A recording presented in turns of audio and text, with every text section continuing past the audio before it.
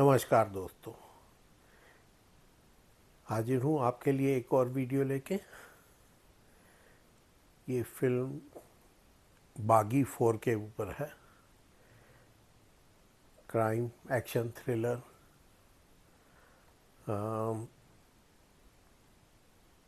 Tiger Shroff बहुत ही handsome नौजवान है। बहुत देखने वाले तरीके से बहुत अच्छी एक्टिंग करता है। उनका स्टाइल, उनका डांस करना या उनका बॉडी दिखाना बहुत अच्छा लगता है। दो एक्टर आज के ज़माने में ऐसे हैं जिनका फिज़िकल अपीयरेंस अपने आप में बहुत ही हैंडसम है, बहुत ही उनका मसल्स हैं। एक तो हैं टाइगर श्रॉफ और दूसरे हैं विद्युत जामवाल। आजकल उनका काफ़ी टाइम से नाम नहीं सुना, लेकिन टाइगर श्रॉफ तो गजब की एक्टिंग करते हैं। और उनकी बागी 1, बागी 2, बागी 3, बागी 4 आ गई है। आप सब फिल्में देखी हैं, बहुत अच्छी लगी। फिल्म में इनका नाम रॉनी है और इनका भाई है जीतू, यानी श्रेयांश तलपड़े। श्रेयांश तलपड़े अपने आप में संपूर्ण एक्टर है। बस बेचारे की थोड़ी हाइट और शक्ल थोड़ी डिफरेंट है। मराठी फिल्मों में चल जाता है, लेकिन हिंदी फिल्मों में अकेले निकालना कुछ कमियां रह जाती हैं। अदरवाइज़ अगर उसे एक्टिंग की बात करी जाए तो उसके मुकाबले अच्छे अच्छे एक्टर नहीं ठहर पाते। वो इतनी अच्छी एक्टिंग करते हैं, मुझे तो बहुत पसंद है।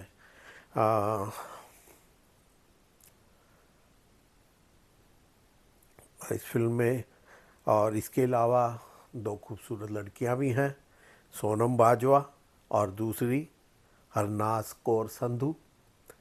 एक से बढ़कर एक खूबसूरत, ग्लैमरस, बहुत ही अच्छी, और एक्टिंग भी अच्छी करी है दोनों ने। ये नहीं कि वो कोई देखने की चीज़ है हमारी दिलरुबा, नहीं, वो बहुत अच्छी एक्टर हैं। उनका रोल भी सशक्त है और वो बहुत अच्छा काम किया उन्होंने।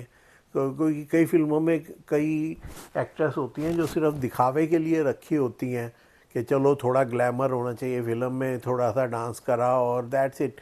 नहीं, इनका काम फिल्म में देखने लायक है, दोनों का ही। उसका तो डबल रोल है हरनाज का तो, और सोनम बाजवा का रोल तो सिंगल है, लेकिन नाम दो दो हैं। एक है ओलिविया, दूसरी है प्रतिष्ठा। प्रतिष्ठा प्रतिष्ठा हाँ, प्रतिष्ठा। तो नाम दो दो अलग अलग दिखाए गए हैं। एक उसका रियल नाम है प्रतिष्ठा, लेकिन वो जो अपना बिजनेस करती है उसका नाम ओलिविया है, जो कि गुंडागर्दी है, प्रोस्टिट्यूशन है, ये सारे काम। तो वहाँ उसका नाम ओलिविया है। इन दोनों के अलावा फिल्म की जान, फिल्म की शान संजय दत्त। संजय दत्त को लगता है कि एक बार तो फिल्म में बाइक के साथ आना शायद उसका लकी चार्म है। इस फिल्म में भी वो एक सीन में बाइक के साथ आए हैं। फिल्म के गाने बड़े अच्छे कई हैं, लेकिन ऐसा नहीं है कि जो लब गुनगुनाए। फिल्म में ही अच्छे लगते हैं, बुरे नहीं लगते, लेकिन गुनगुनाए नहीं जा सकते या उनको सोचो कि ड्राइविंग करते समय कार में चलते रहे, ऐसा इतना कोई वो भी नहीं लगा। थोड़ा सा रोल सुदेश लहरी जी का भी है।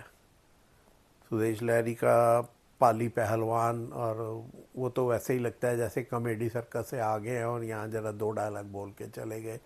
और ऐसा ही इतना सा ही रोल है, और उन्होंने जैसे कि वो हैं बड़े अपना काम तो बखूबी करते हैं, तो उन्होंने बहुत अच्छे से किया भी है इस बात काम को।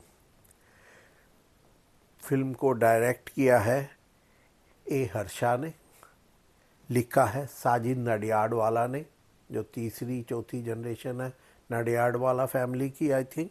और प्रोड्यूस भी साजिद नडियाडवाला ने ही किया है। फिल्म में 9 सॉन्ग हैं, बहुत मेलोडियस हैं,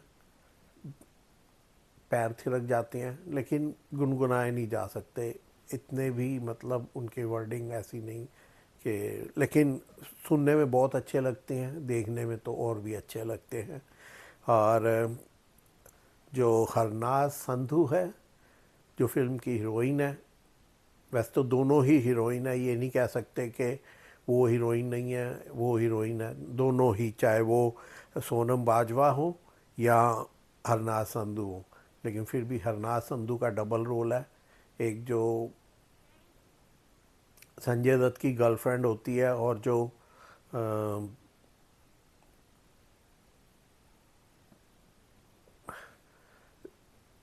कलाड़ी, गंडासा, छुरी, क्या क्या के भांत भांत के वो औजार हाथ में लेके घूमती है। गर्दन काटना या हाथ काटना उसके लिए सब्जी काटने से भी ज़्यादा आसान है, और बहुत अच्छे से काम करती हैं।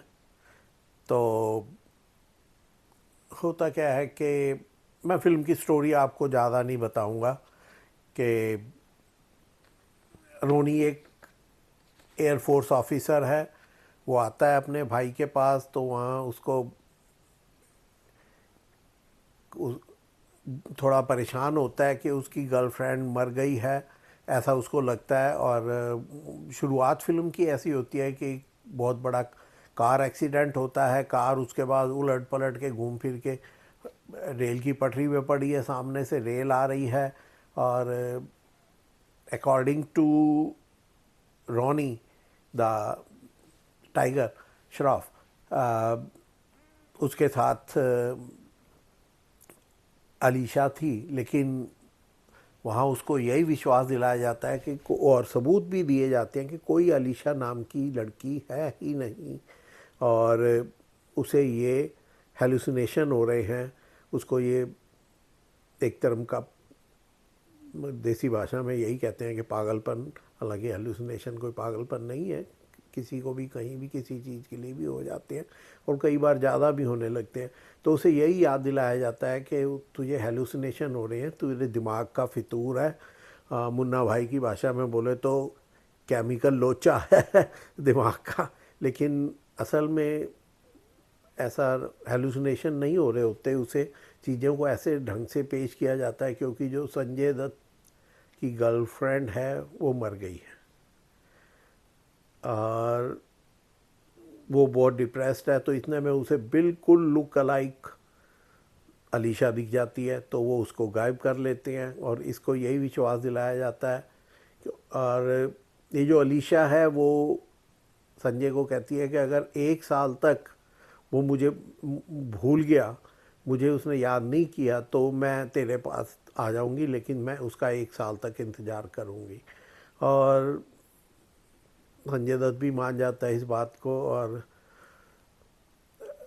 रॉनी जो है वो उसको ढूंढता रहता है। तो अचानक उसे एक सबूत मिल जाता है कि कोई अलीशा थी, ये झूठी नहीं है, ये हेलुसिनेशंस नहीं है। फिर वो सबूत लेके जाता है, तो वो सबूत की वजह से उसके भाई का भी मर्डर हो जाता है, और भी कुछ लोगों के मर्डर, मतलब मर्डर तो ऐसे होते हैं, इसने तो जो चिड़ी मारा है वो जंगल जाके चिड़ियाँ नहीं मारते, जितने यहाँ फिल्मों में आजकल लोग आदमियों को मारने लग जाते हैं, पता नहीं जैसे। वैसे तो ऐसा ही हो भी रहा है कई जगह, लेकिन इतना भी बुरा हाल नहीं है कि लाशों के ढेर लगे हुए हैं और पुलिस लाख किसी चीज़ की कोई वैल्यू ही नहीं है, लोग मरे जा रहे हैं, मारे जा रहे हैं, और किसी को कोई परवाह ही नहीं है, ना समाज को, ना कानून को, ना देश को, ना नेताओं को। बस वो मारे जा रहे हैं, वो मरे जा रहे हैं। दोस्तों आगे बढ़ूं पहले एक बात बता दूं, मेरे चैनल को लाइक करें, सब्सक्राइब करें, शेयर करें, और हो सके तो कमेंट्स भी करें। वंस अगेन, लाइक करें, सब्सक्राइब करें, शेयर करें, और हो सके तो कमेंट भी करें, और बताएं आप कौन से शहर से ये प्रोग्राम देख रहे हैं। मैं टोरंटो कनाडा से ये प्रोग्राम भेजता हूँ आप लोगों के लिए रिकॉर्ड करके। तो और मुझे बताइए आप क्या देखना चाहते हैं, आपकी सवालों के जवाब देके मैं गूगल नहीं हूँ, और खाली गूगल से ही मैं सामान उठा के आपको नहीं बताता, और भी मैगज़ीन किताबें हैं मैं जहाँ से स्टडी करके आपके लिए प्रोग्राम तैयार करता हूँ। तो प्लीज़ मुझे बताइए आप क्या देखना चाहते हैं। तो बात हो रही थी टाइगर श्रॉफ की, जिसका नाम है रॉनी। पूरा नाम है वो रणवीर प्रताप सिंह। बाद में जब वो शादी करते हैं तो पगड़ी बांध के गुरुद्वारे में करते हैं, तो